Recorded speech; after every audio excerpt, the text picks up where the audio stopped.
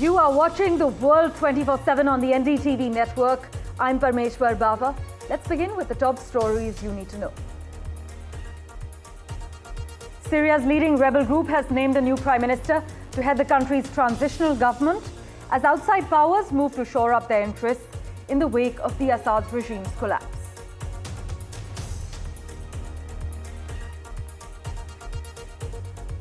Amid a power crisis in Syria, India has evacuated 75 Indian nationals from the conflict-torn country.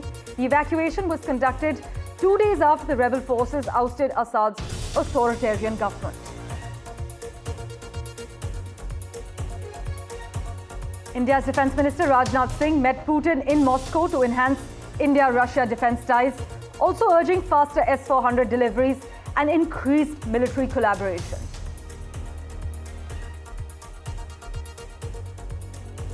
The 26-year-old accused of killing United Healthcare CEO Brian Thompson is being held without bail in Pennsylvania as he fights extradition to New York, where the murder took place.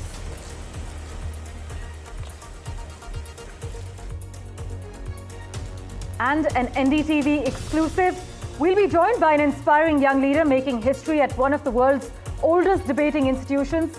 Anoushka Kale, a 20-year-old British Indian student, has just been elected president of Cambridge University's prestigious Cambridge Union Society.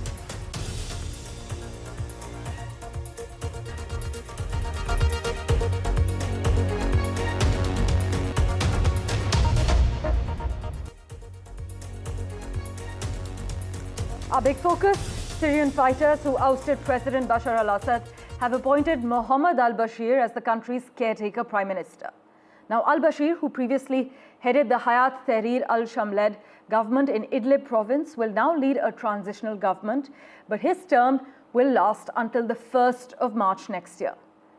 A little bit of context about him: he has served as the head of the rebel administration's self-styled Salvation government since January and previously held the role of its development minister as well. But his immediate challenge, presiding over a country that's divided and battered actually by 13 years of war and seek to unite it in the traditional seat of power, which is Damascus. Well, for further clarity, we have with us Professor Sari Hanafi, Professor of Department of Sociology, Anthropology and Media Studies, currently joining us from the American University of Beirut. Thank you so much, Professor Hanafi, for making time for us. How do you see the latest developments with Syrian rebels having overthrown the Assad regime and now appointing a head of transitional government?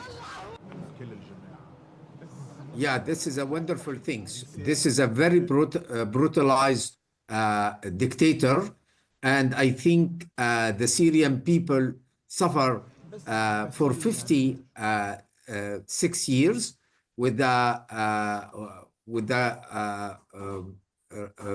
if you like, governance of his dad, Hafez al-Assad, and Bashar al-Assad, and it was a very violent regime, using systematically torture, violating of human rights. So finally, after 13 years of since the outset of the Syrian revolution, the Syrian people succeed in a very civilizational way, I would say, the succession of power. There is very little casualties in this war. The importance is really that the new leadership recognize the diversity, ethnic diversity, religious diversity of Syria, and seek not to impose public morality, if you like. We saw yesterday in the communique of the leaders of revolutions that no one should undermine the way people would like to dress in the public spheres.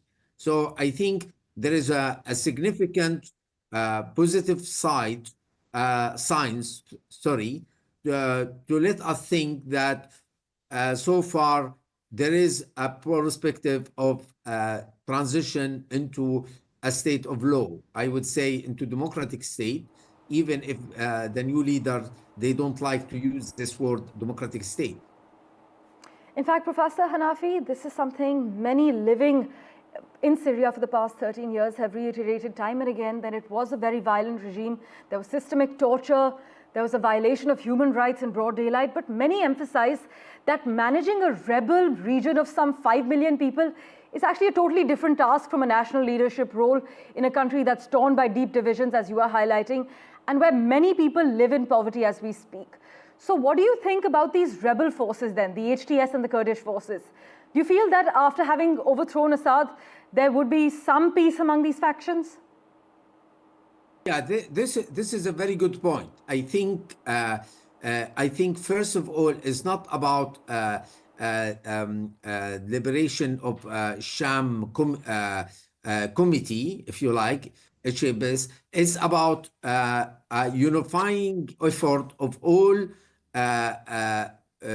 if you like, the revolutionary forces, except the Kurd, who unify themselves in order to advance to liberate Damascus and toppling down Syrian regime. So there is a specificity, I would say, of the Kurdish area, and I think in the future should be some negotiation to have a decentralized confederation type of governance in Syria. But I don't think this is a big hurdles. I mean, I think how the revolutionary forces were able to convince Christian, Alawites, Shia that no one will hurt them, and this is what happened so far. I think they will send the same message for BYD. Well, Professor Hanafi, thank you so much, as always, for joining us on NDTV. We will, of course, revert to you for regular updates to understand this conflict better. But amid this power crisis in Syria, India has evacuated 75 Indian nationals from the conflict-torn country. And the evacuation was conducted 2 days after the rebel forces ousted President Bashar Assad's authoritarian government. In fact, this evacuation was monitored closely by the Ministry of External Affairs, and the remaining Indians have been advised to keep in touch with the embassy. And the embassy has said over the last 3 days that they are monitoring all developments very closely.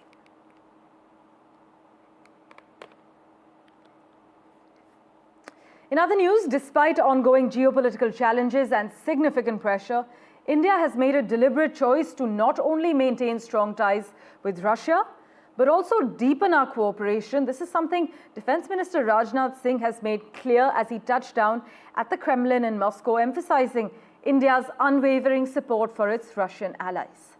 Speaking during the 21st India-Russian Intergovernmental Commission on Military and Military Technical Cooperation, Rajnath Singh assured that India will always stand by Russia, a sentiment he later reiterated in a meeting with Russian President Vladimir Putin. Putin met with our defense minister at the Kremlin, and during this meeting, Rajnath Singh has said that friendship between our countries is higher than the highest mountain and deeper than the deepest ocean. In fact, earlier, our defense minister met his Russian counterpart and discussed about strengthening bilateral ties on this 3-day visit to Russia. In fact, Rajnath Singh, you must also note, had asked Russia to speed up the deliveries as far as the S-400s are concerned. A quick update from the United States now, where the 26-year-old accused of killing United Healthcare CEO Brian Thompson is being held without bail in Pennsylvania as he fights extradition to New York, where the murder took place.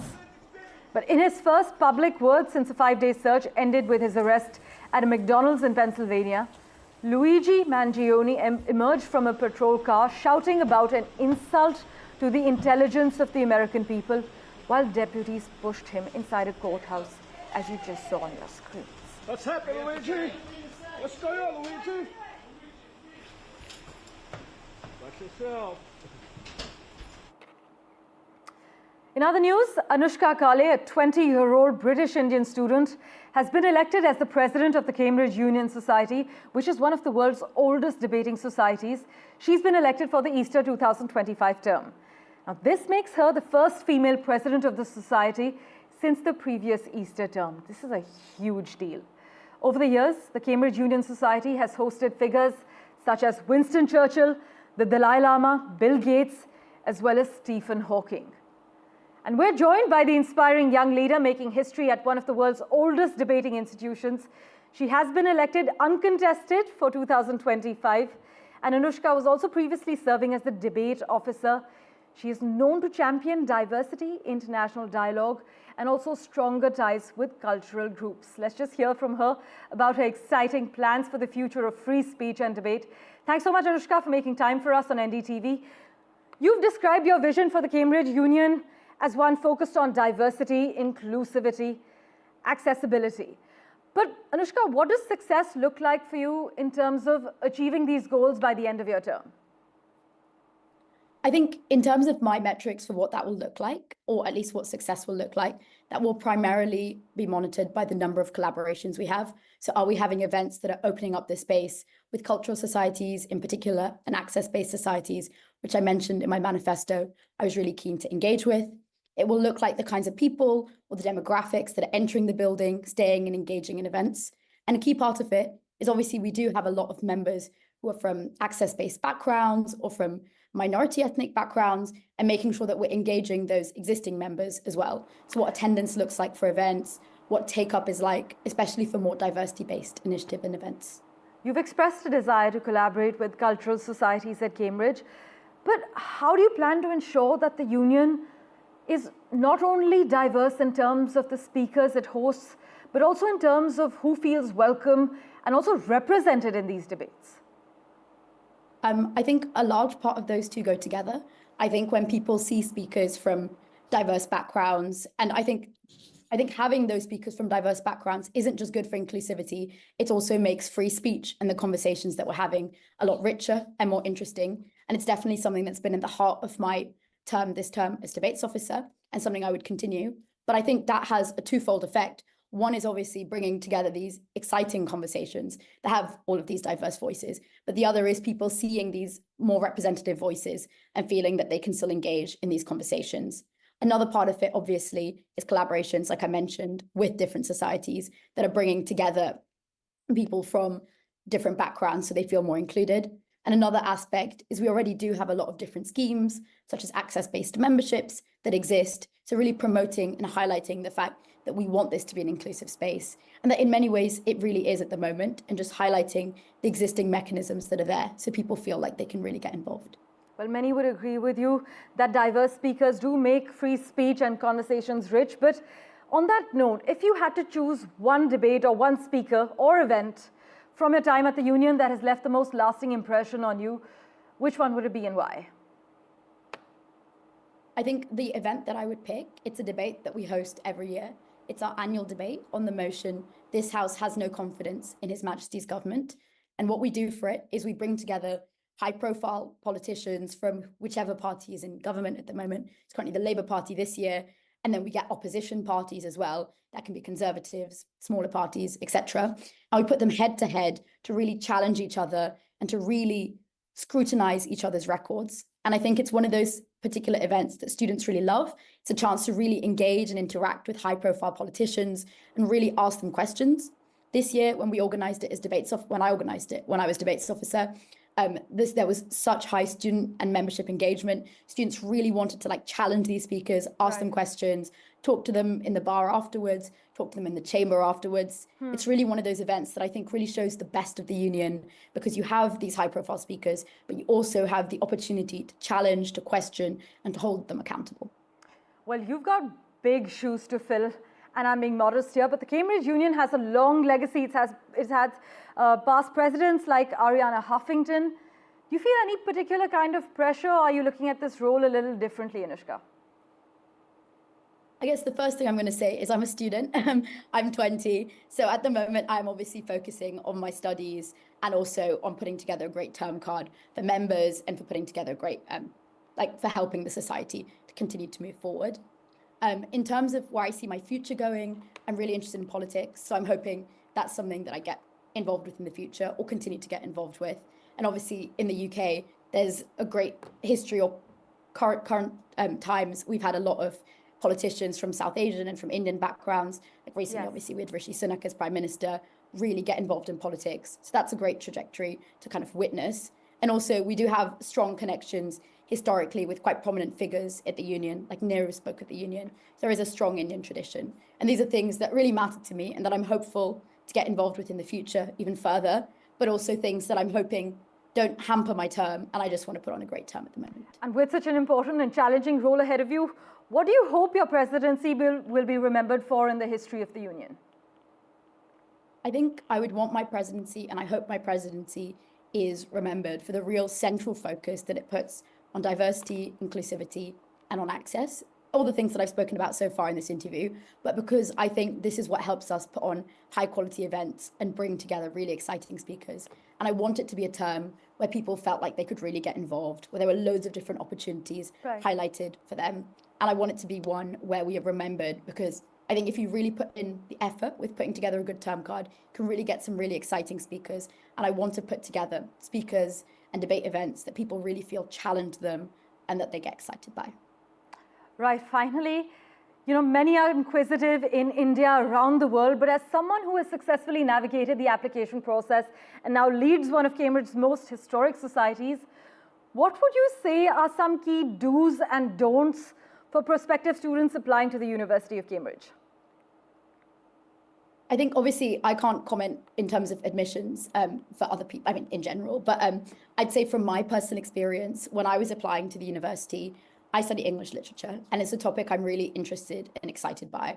So for me, a large thing was picking a subject that really inspired me and that I was willing to get into, so that when I was preparing for my interview and I was writing my personal statement, I could just really get into these books, and I really enjoyed doing it as well.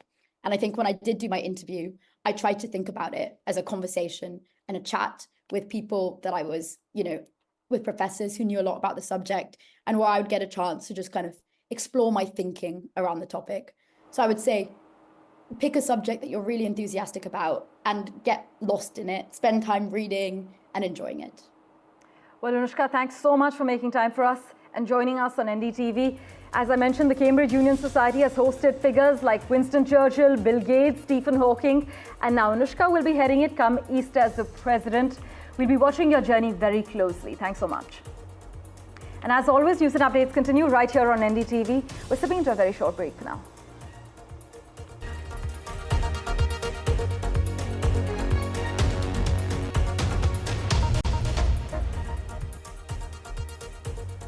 Well, as Indians, we take immense pride in Chef Vikas Khanna's remarkable representation of our culinary heritage around the world.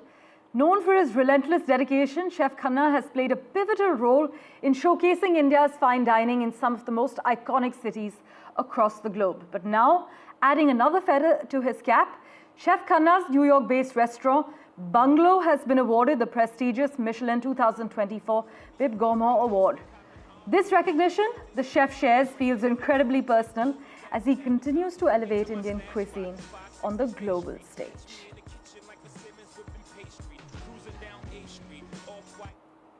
And for the first time ever, Canadian music legend Bryan Adams performed in Shillong in the Polo Ground.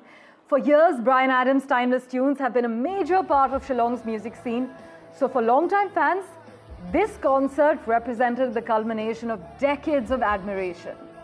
The summer of '69 famed singer performed at Shillong in the Polo Grounds. He's also going to be performing in Gurugram, Mumbai, Bengaluru, and Hyderabad during his tour.